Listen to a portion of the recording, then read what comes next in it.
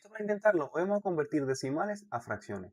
Vamos a seguir estos 4 pasos y el primero es, escribe el número sin el punto decimal como numerador. Tenemos 0.80, aquí tenemos el punto, tendríamos 80.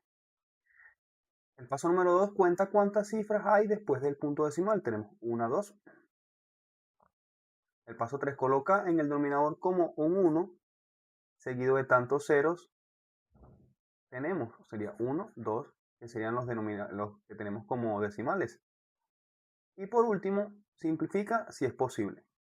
Tenemos a mitad de 80 que es 40, acá sería 50, sigues teniendo mitad, 20 sobre 25, y aquí dividimos entre 5 porque ambos son divisibles entre 5, 20 entre 5 es igual a 4 y 25 entre 5 es igual a 5.